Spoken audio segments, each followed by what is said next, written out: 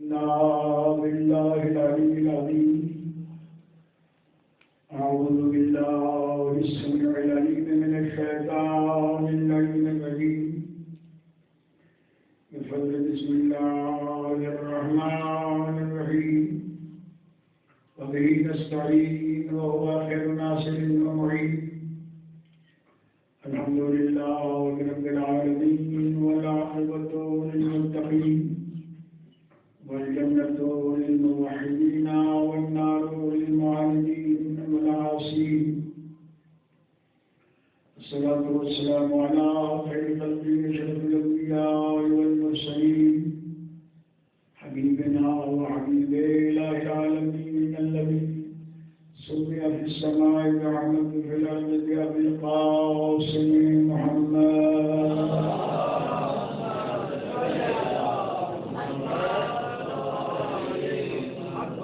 والصلاة والسلام على عشرته الذين لدين المعصومين الذين أذهب الله عنهم الرجس وطهرهم تطهيرا.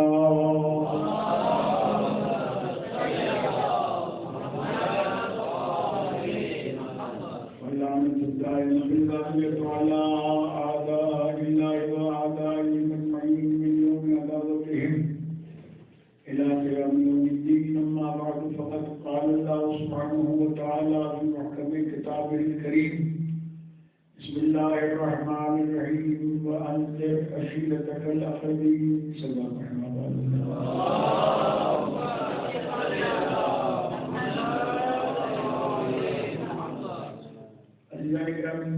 یہ ایام جو ہم مناتے ہیں، شہادت ہو یا ولادت ہو یا بعثت پیغمبر ہو، ان کا بنیادی مقصد یہ ہے کہ ہماری ملت علم سے وابستہ رہے. سارے لوگ تو کتابیں نہیں پڑھتے اور نہ پڑھ سکتے. ہر ایک کی اپنی اپنی ذمہ داریاں ہیں، اپنے اپنے مسائل. لہٰذا یہ صدقہ ہے علیہ محمد علیہ السلام کا کہ ان مجالس اور ان محافل کے حوالے سے ہمیں علم ملتا ہے. پیغمبر کی حدیث ہے صلی اللہ علیہ وآلہ وسلم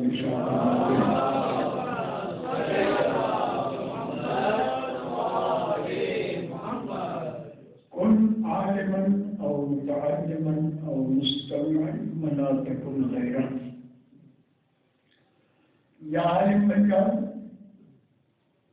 یا طالب علم بن جاؤ یا علماء کی محفل میں بیٹھ کر سننے والے بن جاؤ. چوتھی کسی شکل میں میں تمہیں دیکھنا نہیں چاہتا. یہ جو صحیح سے ساتھ فرمائی گئی صرف اس لیے کہ جس کے پاس علم نہیں ہے وہ کچرا ہے. اس کے بعد امیر المؤمنین اسلام فرماتے ہیں کہ اگر علم نہ ہو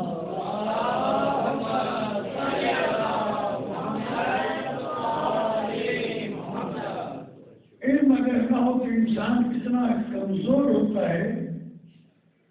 مولانا فرماتے ہیں جن بلاؤں میں کہ انسانوں کی 3 قسمیں ہیں: عالم ربانی ومتعلم علی سبیل النجاة وحمد الرعاء واتباع كل نائب. پہلی قسم عالم ربانی کی ہے، وہ عالم جو اپنے علم پر عمل کرتا ہو. عالم ربانی اسے کہتے ہیں جو اپنے علم پر عمل کرتا ہو. ورنہ اگر علم پر عمل نہیں کرتا تو پھر قرآن کہتا ہے کمثل الحمار یحمل اسفارا. اس کی مثال اس گدھے کی ہے جس پر کتابیں لگی ہوئی ہوں، اسے نہیں پتا کہ میرے اوپر گھاس لگی ہوئی ہے کتابیں. اس لیے عالم وہ ہے جو اپنے علم پر عمل کرے. اس کے بعد مولانا فرماتے ہیں متعلم علی سبیل النجاة. اور اگر طلب علم بھی کرتا ہے، طالب علم ہے، تو وہ نجات کے راستے پر قائم رہتے ہوئے طلب علم کرتا ہے. تیسرا درجہ جو ہے وہ محمد رعاء اتباع کل نائب. صدیق اکبر علیہ السلام کائنات میں میرے مولا کے فرمان کو نہ کوئی رد کر سکتا ہے نہ اس کے مقابلے میں اس سے اونچا کلام لا سکتا ہے. کائنات میں سب سے اونچا کلام قرآن ہے. قرآن وہ کلام ہے جو امام کے کلام کا بھی امام ہے. لیکن امام کا کلام جو ہے اس کے لیے حدیث ہے کہ کلام الامام امام الکلام. امام کا کلام تمام دنیا کے کلام کا امام ہوتا ہے. اور یہ ہمارے لیے فخر ہے کہ ہمیں اللہ نے وہ امام دیے ہیں جنہوں نے دنیا میں آ کے کسی کے سامنے زانو ادب طے کر کے علم حاصل نہیں کیا بلکہ اللہ کی طرف سے علم لے کر آئے. مولا کا جو فرمان ہے یہ تیسرا جملہ جو پڑھنے جا رہا ہوں اسے بڑے غور سے سنیے گا کیونکہ آج کل ہمارے یہاں عام طور پر یہ ذہنیت بنی ہوئی ہے. ہمارے یہاں پہلے ایک مثال دی جاتی تھی کہ ادھر سے سنو ادھر سے نکالنا. اب نئی مثال آئی ہے ادھر سے سنو ادھر سے نکال دو. ادھر سے گزرنی نہیں چاہیے بندہ کوئی ایسا رہ جائے گا. اہل بیت علیہ السلام سے وابستگی اتنی اہم ہے کہ مولا فرماتے ہیں محمد رعاء اتباع کل نائب. عالم ہے یا طالب علم ہے. تیسرا وہ کچرا ہے جس کی اپنی کوئی رائے نہیں ہے اپنی کوئی خیال ہی نہیں ہے. جہاں سے آواز سنی ہر آواز کے پیچھے دوڑتا ہے. کیوں؟ لم یستطیعوا بنور العلم. انہوں نے علم کے روشنی سے فائدہ نہیں اٹھایا. ولم یلجؤوا الی رکن وثیق. اور نہ ہی انہوں نے کسی مضبوط پلر کا سہارا لیا ہے. نہیں یمیلون مع کل ریح. یہ اتنے کمزور ہیں کہ اگر مشرق کی ہوا چلے تو یہ مغرب کی طرف جھک جاتے ہیں. مغرب کی ہوا چلے تو مشرق کی طرف جھک جاتے ہیں. شمال کی ہوا چلے تو جنوب کی طرف جھک جاتے ہیں. جنوب کی ہوا چلے تو شمال کی طرف. ان کی اپنی کوئی رائے نہیں ہے. یہ ہر آواز کے پیچھے ہوتے ہیں. مولا کائنات علی بن ابی طالب علیہ السلام فرماتے ہیں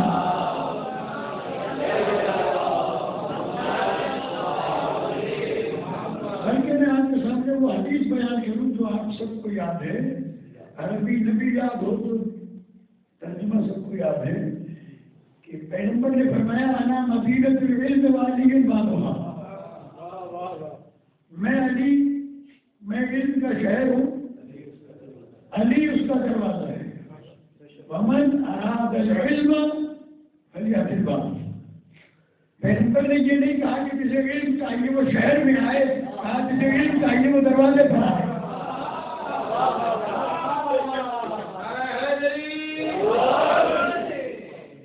جسے علم چاہیے وہ دروازے پر آئے. میں نے کسی موقع پر کہا تھا کسی قوالی میں کہا تھا کہ سارے نبی تیرے در کے سوالی. انبیاء بھی اسی دروازے سے علم حاصل کرتے ہیں.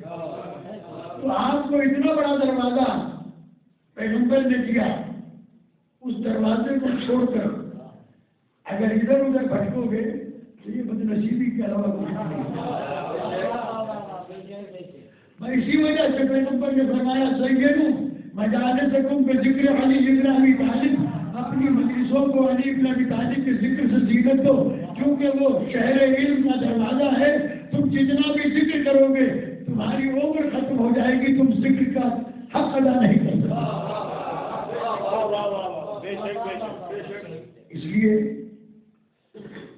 یہ عزاداری یہ برتنداری یہ مجلسیں یہ محفلیں اس لیے نہیں برپا کی جاتی کہ ہم کسی کو نشانہ بنائیں ٹارگیٹ بنائیں. یہ مجالس اس لیے برپا کی جاتی ہے محافل اس لیے برپا کی جاتی ہے کہ علم لے کر جاؤ اور پھر انہیں بتاؤ کہ ہمارے ایسے تمہارے کیسے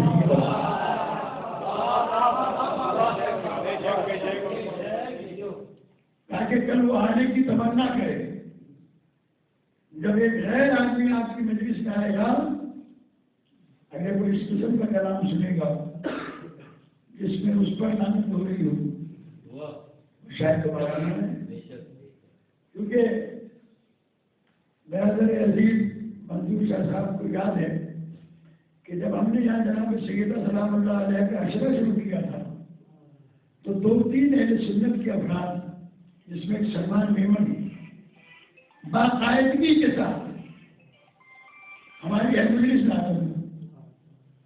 ایک دن ایک صاحب آ گئے، انہوں نے جو لعنتیں برسائیں اس کے بعد سے اس نے آج تک پھر مسجد میں کبھی قدم نہیں رکھا، ورنہ پوچھتا تھا کب ہے مجلس، کہاں ہے مجلس. یاد رکھیے گا سب سے بڑا تبرہ انسان کو اگنور کرنے کا ہے. محسوس ہوتا ہے نا کہ اگر آپ سے میں بات کر رہا ہوں اور میں اس طرف دیکھوں ادھر نہ دیکھوں، ادھر دیکھوں ادھر نہ دیکھوں، محسوس کریں گے یا نہیں کریں گے؟ ہمیں اگنور کیا جائے، اسی کا نام تبرہ ہے. جب آپ ان کا ذکر ہی نہیں کریں گے،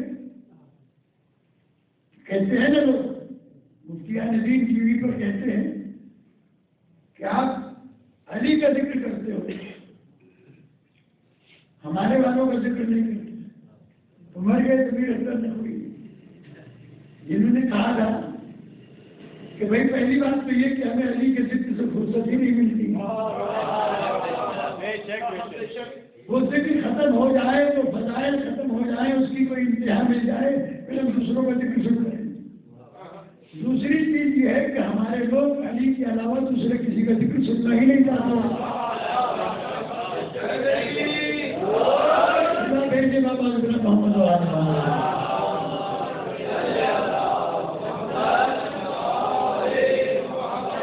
ہمارے بزرگ عالم تھے مرزا محمد اکر لکھنؤ کے عالم تھے. ویڈیو ان کی میڈیا پر پڑی ہوئی ہے، آپ ان کی ویڈیوز دیکھیں تو اس میں ایک جملہ انہوں نے کہا تھا. جب میں 91 میں دبئی میں اشرا پڑھ رہا تھا تو وہ بھی آئے ہوئے تھے 11 محرم سے 20 محرم تک. تو کسی مجلس میں انہوں نے ذکر کیا تھا تو میں وہ آپ کے سامنے پیش کرتا ہوں. کہتے ہیں کہ ہم سے لوگ کہتے ہیں کہ آپ علی علی کرتے ہیں، علی کے علاوہ کچھ نہیں کرتے، آپ سارا دن علی علی کرتے ہیں. تو انہوں نے کہا کہ ہم علی علی کرتے اس لیے ہیں تاکہ دنیا کو یہ پتہ چل جائے کہ جس اللہ کا علی ہے اسی کا اللہ کیسا ہے.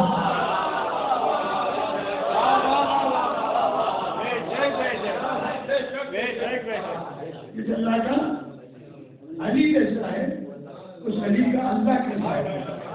کیونکہ یہ پہچان بن کر آئے ہیں اللہ کی. ان کو دیکھ کر اللہ سمجھ میں آتا ہے، ان کو دیکھ کر اللہ سمجھ میں آتا ہے. امام رضا علیہ السلام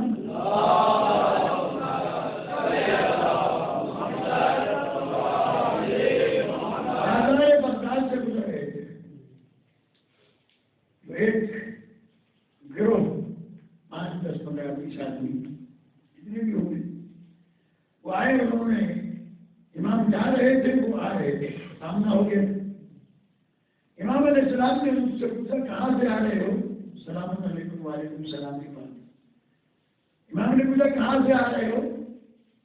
کہا کہ ہم درس سے توحید لینے گئے تھے، توحید پڑھنے گئے تھے. امام نے کہا کیا پڑھ کے آئے؟ کہ آج ہم نے یہ آیت پڑھی ہے کہ کل من علیہا فان وَيَبْقَى وَجْهُ رَبِّكَ ذُو الْجَلَالِ وَالْإِكْرَامِ. جو کچھ بھی ہے کائنات میں یہ سب فنا ہو جائے گا. وَيَبْقَى وَجْهُ رَبِّكَ ذُو الْجَلَالِ وَالْإِكْرَامِ، اور باقی رہے گا تیرے رب کا چہرہ جو ذو الجلال ہے، جلال والا ہے، والإکرام اور عزت والا ہے. امام نے سوال پوچھ لیا کہ اگر اللہ کا چہرہ ہے تو چہرے کی گردن بھی ہوگی، گردن کے کاندھے بھی ہوں گے، اس لیے کہ چہرہ بغیر کاندھوں کی تو نہیں ہو سکتا، بغیر گردن کی تو نہیں ہو سکتا۔ گردن ہے تو کاندھے بھی ہوں گے، کاندھا ہے تو ہاتھ بھی ہوں گے، ہاتھ ہے تو سینہ بھی ہوگا، سینہ ہے تو کمر بھی ہوگی، ٹانگیں بھی ہوگی۔ کہا ظاہر چیز سمجھ میں آئے تو کہا تم توحید پڑھ کے آئے ہو یا مشرک بن کے آئے ہو؟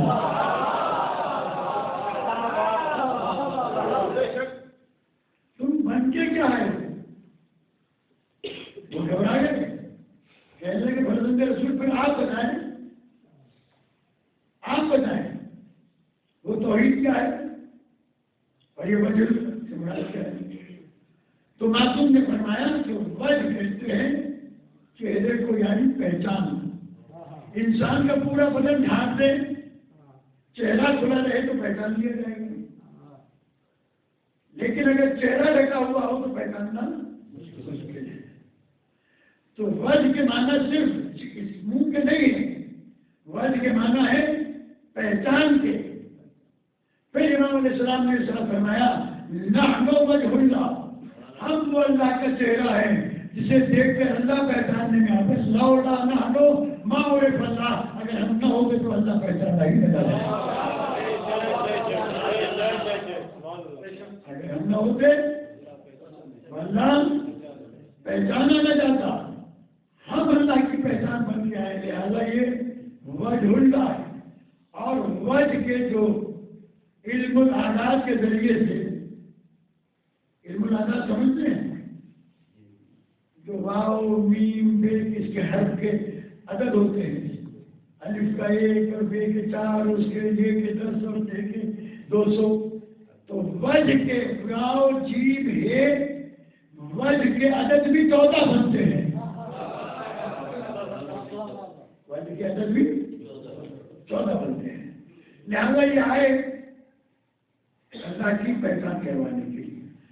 آج کی جو رات ہے وہ مسلمان مناتے ہیں شب معراج، حالانکہ آج کی رات شب معراج نہیں ہے، لیکن ہمیں انکار بھی نہیں ہے، اس لیے معراج پر تو گئے پیغمبر اور ایک دفعہ نہیں گئے، مختلف اوقات میں متعدد بار گئے۔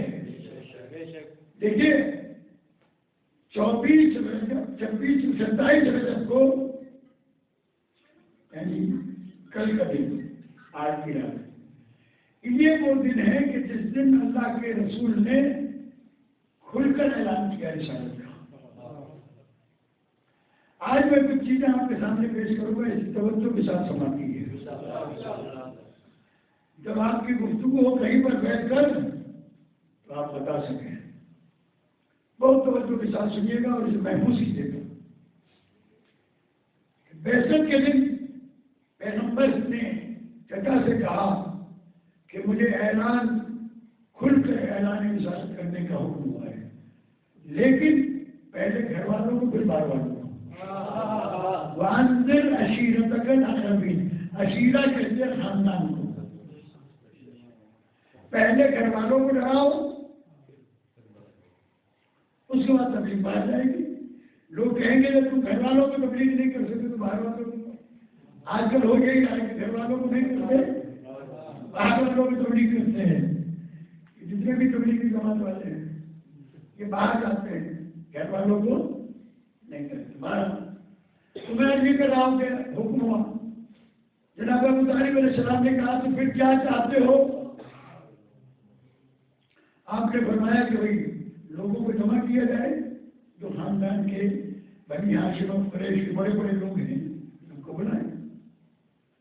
تو پیغمبر خود بھی نہیں گئے دعوت دیتے، ابو طالب علیہ السلام کو بھی نہیں بھیجا دعوت دیتے، علی علیہ السلام کو بھیجا۔ اب آپ اندازہ کرتے کہ 11 سال کا بچہ اگر دعوت دینے جائے، آج بھی آپ کے یہاں کوئی تقریب ہو اور آپ 11 سال کے بچے کو بھیجیں تو کہنے سے آج اپنا مری کہاں جاتے، بچوں کو دعوت دینے کے لیے بھیجا۔ لیکن علی علیہ السلام کو بھیجنے کا مقصد یہ تھا کہ دنیا یہ سمجھ لے کہ عرب کے قریش بھی علی کو علی مانتے ہیں۔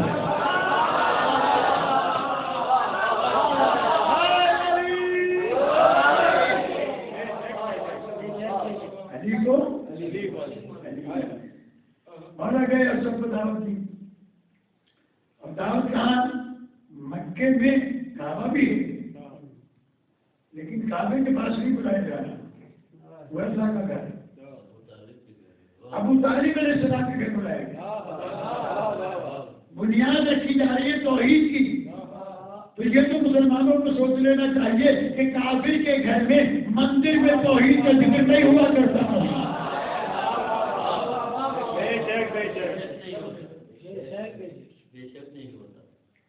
کافر کے گھر ہوتا، کھانے کا انتظام ابو طالب علیہ السلام نے کیا، مہمانوں کو بلانے والے علیہ السلام تھے، کھانا پکانے والی علیہ السلام کی امت تھی۔ آگے سارے دعوت پر، اس کا مطلب یہ کہ علیہ السلام کی دعوت میں اثر تو تھا۔ آگے بیٹھے سے پہلے کھانا کھلایا گیا، کھانا کھا چکے تو پیغمبر کھڑے ہوئے۔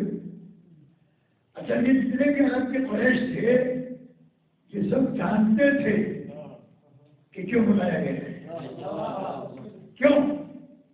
اس لیے کہ پیغمبر کی ولادت کے دن 25 سال قبل جب پیغمبر اکرم صلی اللہ علیہ وآلہ وسلم کی ولادت ہوئی تھی تو مکے میں رکھے ہوئے بت گرے تھے بھوکے بھوکے۔ آسمان سے شیطان کی آواز آئی تھی، توبہ داری کی، مر گیا میں، فارس کے آتش گدے بجھے تھے، رومن امپائر کے کنگرے گرے تھے۔ اس دن اتنے عجائبات ظاہر ہوئے تھے کہ سارے مکے کے بڑے بزرگ، سارے مشرکین مکہ، سارے بڑے بڑے گئے نجومیوں کے پاس، جادوگروں کے پاس، کاہنوں کے پاس، اور یہ کہنے کے لیے گئے کہ آج ہم بہت ساری تبدیلیاں دنیا میں دیکھ رہے ہیں۔ ہوا کیا ہے؟ انہوں نے حساب کر کے بتایا کہ آج کے دن اللہ کے آخری نبی کی ولادت کا دن ہے۔ تو یہ بات تو پہلے دن ہی سب کو معلوم ہو گئی تھی کہ جو عبداللہ کا یتیم آیا ہے یہ محمد رسول اللہ بن کے آیا ہے۔ پھر مختلف اوقات میں پیغمبر بتاتے رہتے تھے۔ پھر اس کے علاوہ جو 4 چیزیں ایسی تھی کہ جو پہچان تھی پیغمبر کی۔ جب گھر سے نکلتے تھے تو بادل چھایا کرتا تھا، جب گھر سے نکلتے تھے درخت کے پاس سے گزرتے تھے تو درخت کی ٹہنیاں شاخیں جھک کر سلام کرتی تھی۔ سوکھے ہوئے کنویں میں اگر دودھ ڈال دیا تو وہ سوکھا ہوا کنواں ابلنے لگتا تھا۔ کڑوے پانی میں اگر لعاب دہن ڈالا تو میٹھا ہو گیا۔ تو یہ ساری نشانیاں روزانہ دیکھتے تھے، پیغمبر روزانہ باہر نکلتے تھے، روزانہ اندر آتے تھے، سب چیز نظر آتے تھے۔ پھر یہ سب کچھ جانتے ہوئے انہوں نے کھانا تو کھا لیا، لیکن کھانا کھا کے کھڑے ہو گئے۔ جب پیغمبر کھڑے ہوئے دعوت دینے کے لیے تو کھڑے ہو گئے، کہا یہ جادوگر ہیں، جادوگر ہیں، کہا یہ ایک ران اونٹ کی اس میں سے ہم سب نے کھا لیا، پھر بھی کھانا بچ گیا۔ ہم وہ لوگ ہیں کہ جو ایک ایک ران اکیلے کھانے والے ہیں۔ یہ مشہور مقولہ ہے، کہتے تھے ملل تو ولیکن ما شبعت، کھاتے کھاتے تھک گیا ہوں لیکن پیٹ نہیں بھرا۔ یہ لہذا کہنے لگے کہ یہ جادو کیا ہے، اور سب جانے لگے۔ جب جانے لگے تو ابو طالب علیہ السلام نے کہا کہ کل پھر دعوت ہوئی، ابھی تو کل پھر دعوت بلایا جا رہا ہے۔ تو جادو وہ ہوتا ہے جس میں نظر بندی ہوتی ہے، آدمی کا پیٹ بھرتا نہیں ہے، نکلا اور پھر بھوک لگنے لگے گی۔ بلایا اس لیے کہ اگر انہیں بھوک نہیں لگے گی تو سمجھ جائیں گے، پھر آ گئے دوسرے دن بھی کھانا کھایا، کھانا کھا کے پیغمبر پھر کھڑے ہوئے پیغام دینے کے لیے۔ پیغمبر کے چچا نے پھر کہا کل پھر دعوت ہے، تیسرے دن پھر آ گئے۔ اب جب تیسرے دن کھانا کھا چکے تو اب ابو طالب علیہ السلام کے سب لبریز ہو چکا تھا،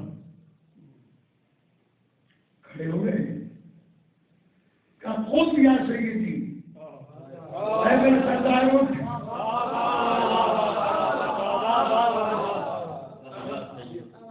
وافعل ما شئت، اور وہ کہہ دے تو تو چاہتا ہے۔ اور ان ہاتھوں کو دیکھ کر کہا تلوار ہاتھ میں ہے کہ اگر کوئی اپنی جگہ سے اٹھا تو سمجھے کہ اس کا سر گردن پہ نہیں ہے۔ علی جانے کے ہم یہ سب لوگ کہتے ہیں نا کہ پیغمبر نے دعا مانگی تھی کہ وہ مسلمان ہو جائے تاکہ اسلام مضبوط ہو جائے، تو اسلام تو آیا ہی مضبوط کرانے میں تھا۔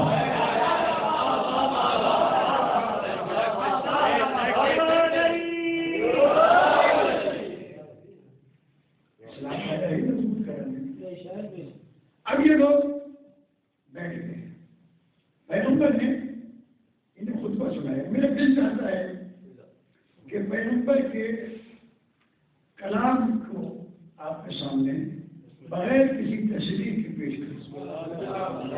یہ وہ کلام ہے جو تقریباً مسلمانوں کی متعدد کتب کے اندر موجود ہے، سنی شیعہ سب، خاص طور پر تاریخ طبری میں بھی۔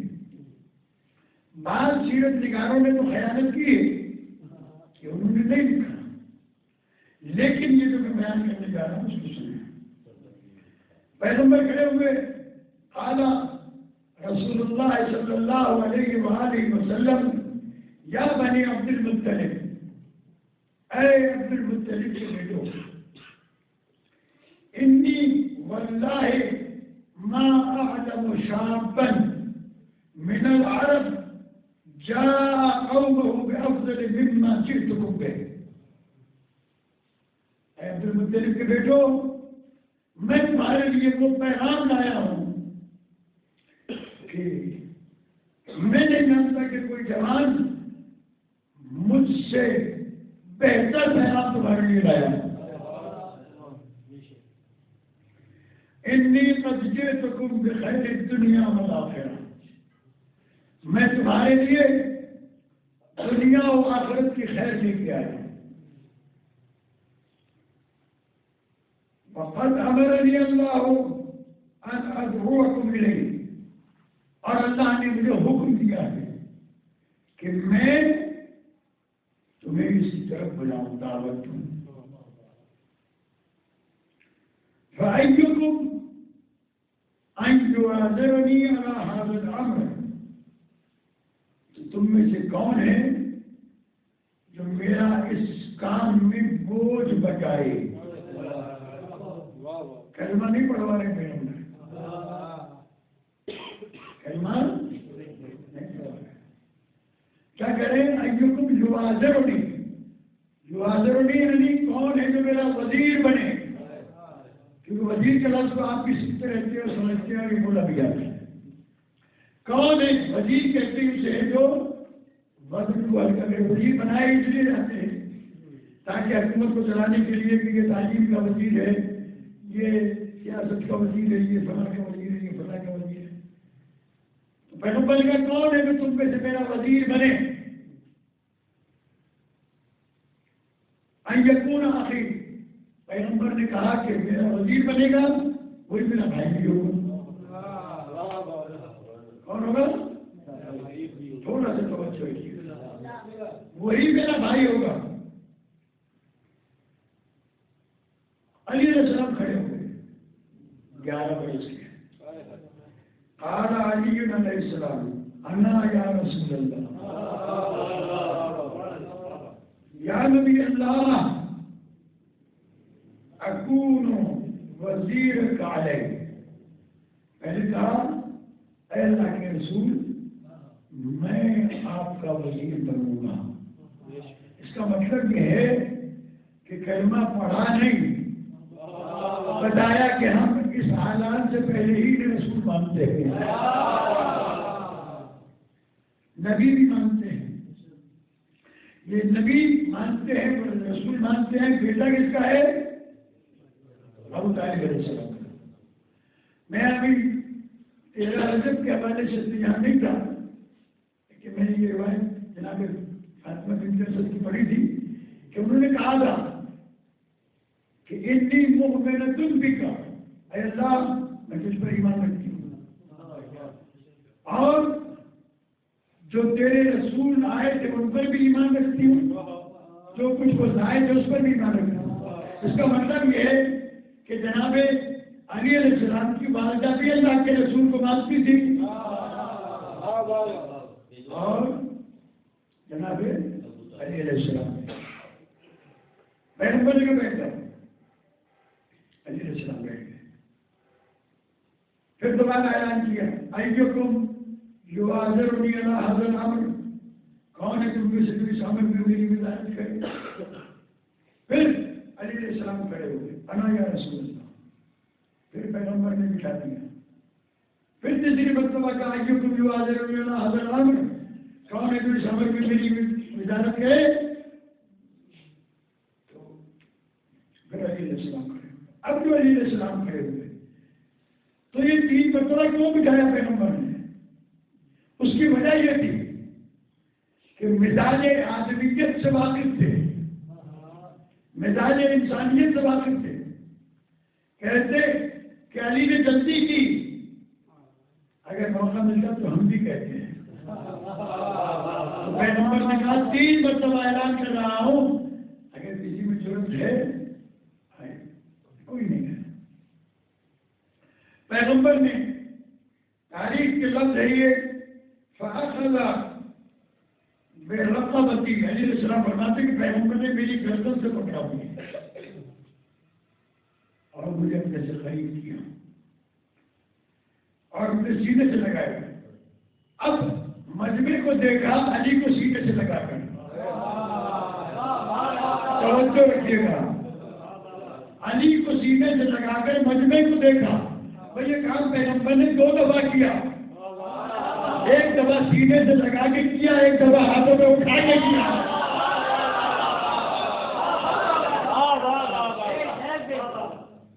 ایک دفعہ سینے سے لگا کے کیا، ایک دفعہ ہاتھوں میں اٹھا کے کیا۔ کیا کہا؟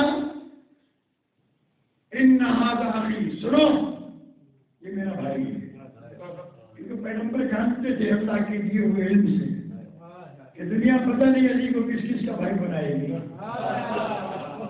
کیا دعوت الرسیلہ میں یہ اعلان کر دیا جائے کہ علی کا بھائی، علی نبی کا بھائی تو بن سکتا ہے، کسی کوٹھے والی کے بیٹے کا بھائی نہیں بن سکتا۔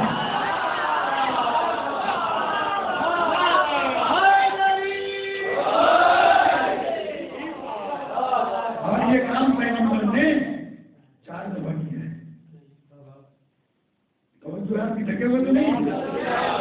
میں چاہتا ہوں کہ یہ ایام جو منائے جا رہے ہیں آج تک پیغام پورا ہو گیا۔ پیغمبر نے یہ کام کون سا بھائی بنانے والا 4 دفعہ کیا۔ ایک دفعہ تو دعوت الرسیلہ میں کیا، دوسری مرتبہ جب کھل کر اعلان کیا تبلیغ کی اور لوگ مسلمان بننے لگے، قریش مسلمان بنے، خزرج مسلمان بنے، بنی ہاشم مسلمان بنے اور دیگر قبیلے کے لوگ مسلمان بنے۔ وہ ایک آدمی وہاں پر، میں اس کی مثال دیا کرتا ہوں کہ ماں کھوسو، ماں لگاری، ماں ہند، ماں شیخ، ماں فلانو، ماں مہر، ہر کو پڑھنے سب اپنی اپنی ذاتیں بتا رہے تھے، ہندوستانی۔ پیغمبر نے کہا کہ اگر یہ قوموں میں الجھے رہے تو میرا دین تو نہیں چلے گا۔ پیغمبر نے کعبۃ اللہ کے بعد سب کو جمع کیا اور پھر جیسی جس کی طبیعت تھی، حکیم امت ہے نا پیغمبر، جانتے تھے جس کی جیسی طبیعت تھی اس کو اس کا بھائی بنایا۔ آخر میں علی علیہ السلام کو اپنا بھائی بنایا۔ پھر یہ کام تیسری مرتبہ پیغمبر نے مدینے میں کیا۔ تاریخ گواہ ہے، تاریخ کے وہ الفاظ کے جو ساری شیعہ سنی تاریخوں میں موجود ہے وہ بتا رہا ہوں۔ مدینے میں آئے تو پھر مہاجر و انصار کا مسئلہ شروع ہو گیا. مہاجر کے معنی جو ہجرت کر کے آئے تھے، انصار تو جنہوں نے جگہ دی تھی. جب یہ مہاجر اور انصار کا جھگڑا شروع ہوا تو پھر پیغمبر نے مسجد نبوی میں سب کو جمع کیا. پھر وہاں تاریخ ابن ہشام والا بھی لکھتا ہے، سیرت ابن ہشام میں، اور عبداللہ محمد دہلوی مناہج النبوہ میں، اور تمام دیگر سیرت کی کتابوں میں، کہ پیغمبر ایک مہاجر کو دوسرے انصار کا بھائی بنا رہے تھے. ایک مہاجر کو دوسرے انصار کے میری طرف توجہ رکھیے گا، ایک مہاجر کو دوسرے کا بھائی بنا رہے تھے، یہاں تک کہ مولائے کائنات کو دیکھا پیغمبر نے تعریف لکھی کہ جب علی علیہ السلام کو دیکھا تو علی مسجد کے دروازے کے قریب سر جھکائے غم زدہ کھڑے ہیں. انسان کی تکلیف اس کے چہرے سے ظاہر ہوتی ہے. پیغمبر نے مولائے کائنات کو قریب بلایا، کہا یا علی تم غمزدہ کیوں؟ کہا یا رسول اللہ آپ نے سب کو ایک دوسرے کا بھائی بنایا، مجھے کسی کا بھائی نہیں بنایا. اب یہ آپ کی ولایت کا امتحان ہے. جملے پہ غور کیجیے گا، سنی شیعہ سارے مفسرین نے مورخین نے لکھا کہ پیغمبر نے سینے سے لگا کے کہا یا علی یا علی یا علی تجھ جیسا کوئی ہوتا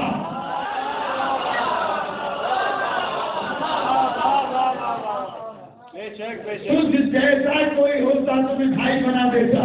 تو میں کہوں گا ملا جب عرب کے لوگ علی جیسے نہیں تو محمد جیسے.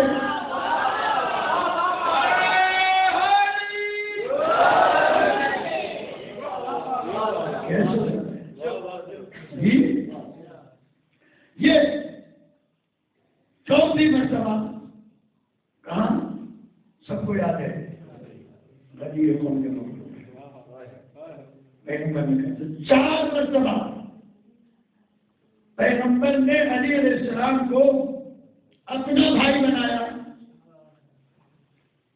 اگر کوئی ہوتا تو پیغمبر. اب یہ دونوں بھائی جو ہیں ان کی حیثیت امت میں کیا ہے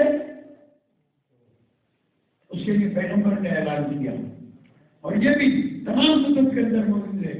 انا و علی ابوا هذه الامه، میں اور علی دونوں اس امت کے باپ ہیں. اب آپ کو سمجھاؤں، باپ اگر ہے تو بیٹی سے شادی نہیں کر سکتا.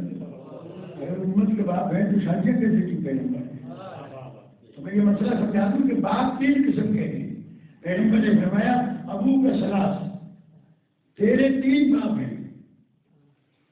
پہلا وہ من ولدک جس کے نطفے سے پیدا ہوا، من علمک جس نے تجھے تعلیم دی، ومن زوجک اور جس نے تجھے بیٹی دی. سسر کو بھی باپ بتایا، استاد کو بھی. تو اب علی علیہ السلام اور پیغمبر دونوں امت کے باپ ہیں. کیسے کہ انہوں نے پڑھایا انہیں، انہوں نے سکھایا انہیں. اب مسلمانوں سے کوئی آگے مولویوں سے پوچھو، تم تو کہتے ہو کہ محمد ہمارے بھائی کیسا ہے، تمہیں تو رشتوں کی بھی تمیز نہیں. پیغمبر کہتے ہیں باپ کو تو بھائی بتا رہے ہو، تو جو باپ کو بھائی بتائے وہ تمہیں دین کیا بتا؟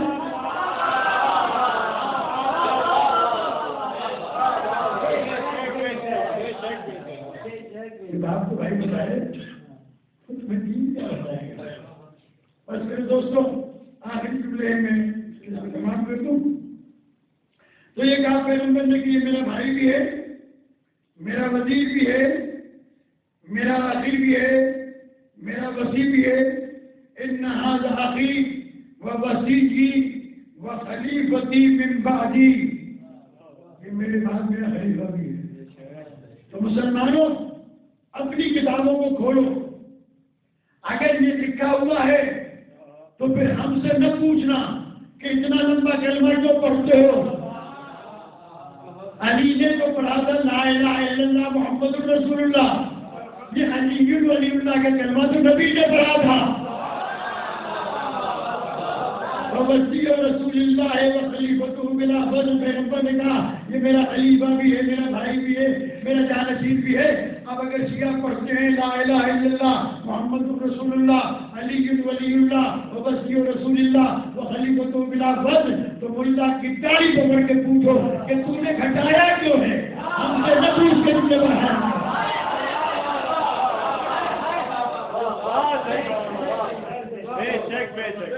تم نے گھٹایا ہی تو ہمیں پوچھنا چاہیے، ہم نے بڑھایا نہیں۔ اور یہ نہ تمہاری کتابوں میں جو ہم کرنا پڑھنا چھوڑتے ہیں، تمہاری کتابوں میں اپنی کتابوں کو کھول کے دیکھو، شیعوں کو چھوڑ دو، تمہاری کتابوں میں لکھا ہے۔ یہ سارا کلمہ جو میں نے پڑھا دی، اس کے بعد پیغمبر نے ایک جملہ کہا، کیا کہنے لگے کہ فاسمعوا له وَأَطِيعُوهُ، لوگوں آج کے بعد علی جو کہے وہ بھی سنو، اور علی جو کہے وہ مانو اور اس پر عمل بھی کرو۔ یہ پہلا خطبہ ہے پیغمبر کا، ابو طالب علیہ السلام نے۔ اب یہاں پر میں ایک بات آپ کو سمجھانا چاہتا ہوں کہ جس ابو طالب نے ساری زندگی پیغمبر کی خدمت کی، جوان کیا، ان کی پرورش کی، ان کی عبادت کی، دعوت الشیعہ میں کھانا بھی کھلایا، گھر بھی دیا، تو علی علیہ السلام نے کیوں گواہی دی؟ ابو طالب کیوں نہیں ہوتی؟ حوالی علی خان تو ہے یعنی سوال تو ہے نا کہ بھائی پالا آپ نے، جوان آپ نے کیا، گھر میں رکھا، پرورش کی، دشمنوں سے عبادت کی، اور آج آپ جب وہ کہہ رہا ہے کہ میں رسول ہوں، ابو طالب علیہ السلام خاموش۔ کیوں خاموش؟ اس کی وجہ ہے اس لیے کہ رسالت کی گواہی دینا تھی۔ بولے میرے ساتھ تو رسالت کی گواہی دینا تھی۔ شہید کے معنی میں آپ کو بہت ساری بنانے سے بتا چکا ہوں، ذہن کا زور دیں کہ شاہد بھی گواہ ہوتا ہے، شہید بھی گواہ ہوتا ہے۔ شاہد وہ ہے جو واقعے کی خبر جا کے دے کہ بھائی مجلس ہو رہی تھی، اب اگر کوئی مسجد کے پاس سے گزر رہا ہوگا، نمبر نہیں بھی آیا ہو، اس سے کوئی پوچھے کہ جامع مسجد صاحب زمان میں کیا ہو رہا تھا، مجلس ہو رہی تھی، تقریر ہو رہی تھی، مولانا پڑھ رہے تھے۔ لیکن اس کی گواہی کون دے گا؟ اس کی گواہی دے گا وہ جس نے سارے انتظامات کیے ہوں گے۔ وہ بتائے گا نیاز کس نے بنوائی، مجلس کس نے پڑھی، ڈونیشن کس نے دیا، قصیدہ کس نے پڑھا، کون کون شریک ہوا، کون کون نہیں آیا۔ اب یہ بات تو صرف مذہب سے بتا سکتا، کوئی نہیں بتا سکتا۔ تو سارا دن اس کام کے اندر مصروف تھا۔ تو میں اس سے سمجھانے کے لیے آپ کو میں نے مثال دی ہے، مثال ذہن میں رہ جاتی ہے۔ پیغمبر کہہ رہے تھے کون ہے جو میری رسالت کی گواہی دے، کون ہے جو میری رسالت کی گواہی دے؟ تو اب کون دیتا گواہی؟ اس لیے کہ گواہی کے لیے، شہید کے لیے 3 صفتیں ضروری ہیں۔ ایک تو واقعے کے وقت موجود ہونا ضروری ہے، دوسرا گواہی میں امین ہونا ضروری ہے، تیسرا واقعے کی مکمل معلومات ہونا ضروری ہے۔ تو تینوں چیزیں ابو طالب کے پاس نہیں تھی۔ جب اللہ نے پیغمبر کو رسول بنایا تھا، یا اللہ تھا یا رسول تھا یا علی تھا۔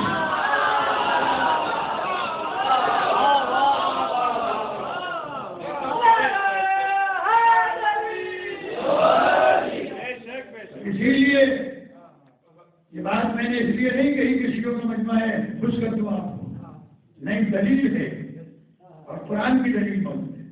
جب کافروں نے کہا نا، یہود و نصارہ نے، یقول الذین کفروا لست مرسلا، کافر کہتے ہیں اور قیامت تک کہتے رہیں گے کہ تو رسول نہیں۔ قل کفی باللہ شہیدا بینی و بینکم ومن عنده علم الکتاب، کہہ دو ان سے کہ کافی ہے میری رسالت کی گواہی کے لیے ایک اللہ۔ تو اللہ کافی ہو جاتا، کہا نہیں ومن عنده علم الکتاب، اور جس کے پاس پوری کتاب، علم الکتاب، الکتاب الف لام جب آ جاتا ہے کتاب پر، اس کا مطلب یہ ہے کہ بسم اللہ کی بے سے لے کے والناس کی سین تک یہ الکتاب ہے، اور کتاب بنتی اس وقت ہے جب جلد میں آ گئے، پیپر الگ الگ ہو تو کتاب نہیں کہلاتی۔ تو قرآن کہہ رہا ہے کہ الکتاب، کسی کے پاس کتاب تو تھی، یہ چندہ کر کے کتاب جمع کرنے کی ضرورت کیوں پیش آئی؟ اس سے کیوں نہیں لیا جو الکتاب کا پورا عالم تھا؟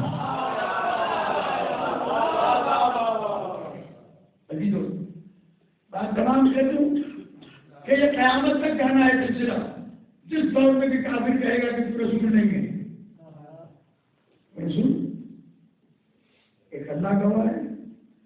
تو میں 10 بستہ گزارے پھر بھی تو اللہ کہتا ہے ہمیں اللہ ہی کافی ہے۔ اگر اللہ کافی ہوتا تو جو محمد کے لیے کافی نہیں، وہ تمہارے لیے کافی کیسے ہو سکتا ہے؟ اسے بھی محمد علیہ السلام والسلام کے لیے وعلیہ وسلم کے لیے علی کی ضرورت پڑی، بتا دیا کہ اللہ کافی ہے علی کے ساتھ۔ گواہ علی کو بنایا اس لیے تھا کہ یا تو اللہ بنانے والا تھا یا علی کے سامنے بننے والا تھا، لہذا یہ بات تمام ہو گئی۔ آج کا جو دن ہے یہ بعثت کا دن ہے، اعلان رسالت کا دن ہے، اور یہ اعلان رسالت ابو طالب علیہ السلام کے گھر میں ہوئی ہے۔ اب مجھے آپ بتا دیں کہ اگر اس گھر کی عظمت اللہ کے گھر سے کم ہوتی تو کبھی ابو طالب کے گھر میں دین کی پہلی تبلیغ نہ ہوتی۔ کسی اہل سنت کے پیر نے کہا مسلمانوں کچھ تو حیا کرو، یا تو دعوت کھلانے والے کو مسلمان مانو یا کھانے والوں کو مسلمان مانو، کیونکہ توحید کا پہلا جلسہ، توحید کا پہلا جلسہ حضرت ابو طالب علیہ السلام کے گھر میں۔ اب جب پیغام دے چکے تو میں اگر یہ بات آپ کو نہیں بتاؤں گا تو خیانت بھی ہوگی، اور آپ کہیں گے مولانا نے بات آدھی کر دی۔ بس یہ سن لیجیے کہ جب جانے لگے نا یہ کافر اٹھ کے بات تو ہو گئی، تو کسی نے ابو طالب علیہ السلام سے کہا کہنے لگے اور کرو بھتیجے کی حمایت، اب بیٹے کی اطاعت بھی تمہاری گردن پر واجب کرتی ہے۔ یہ کہہ کر جب جانے لگے تو مولا کائنات کو پیغمبر نے کہا کہ اکرم الضیف ولو کان کافرا، مہمان کی عزت کرو چاہے وہ کافر ہی کیوں نہ ہو۔ تو تم دروازے پہ کھڑے ہو جاؤ اور ان سب کو خدا حافظ کہو، ان کو سیاح کرو۔ ابھی جب جانے لگے مولا کائنات سے اکیلے باہر پیغمبر اور ابو طالب کے گھر کے اندر، ابو طالب کا بیٹا اکیلا ان بڈھوں کے ہاتھ آ گیا۔ ایک مرتبہ پیغمبر کے اس جانشین کو گھیر کر بڈھوں نے کہا ہر شاورت ابھی کا یا علی، تم نے تو رسول کی رسالت کی گواہی دی ہے، تو تم نے اپنے باپ سے مشورہ کیا ہے؟ اب اسے علی سننا ہے تو سنے میں علی سناتا ہوں۔ ہر شاورت ابھی، کیا بابا سے پوچھا تھا آپ نے؟ تو جواب تو 3 ہو سکتے ہیں، نہیں پوچھا تھا، 1 پوچھا تھا، 2 کیوں پوچھتا، یہ بھی تو ہے نا، کیوں پوچھتا؟ مولانا نے یہ 3 جواب نہیں دیے، مولانا نے جواب ہی کیوں اٹھا دیا؟ یہ بتانے کے لیے کہ میں ابو طالب کا بیٹا ہوں، جس کے بیٹے کی توحید اتنی بلند ہے اس کے باپ کی توحید کتنی بلند ہوگی۔ کہنے لگے علی علیہ السلام سنو، ان اللہ خلقنی بدون ان یشاور ابی، سنو مکے کے کافروں، سنو بڈھوں سنو، اللہ نے جب علی کو پیدا کیا تو ابو طالب سے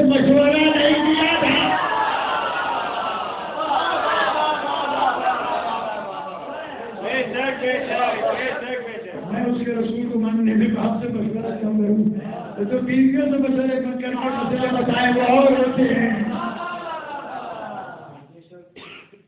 عزیزان گرامی، یہ انتہائی اہم ترین دن ہے، عید کا دن ہے، بہت ہی مبارک دن ہے. آپ نے سب کچھ سن لیا، اپنے ذہنوں میں سے محفوظ کریں. خداوند کریم ہمیں اور آپ سب کو محمد و آل محمد علیہ السلام کی اطاعت و فرما برداری کرنے کی توفیق عطا فرمائے. ہمیں جس علی علیہ السلام کے حوالے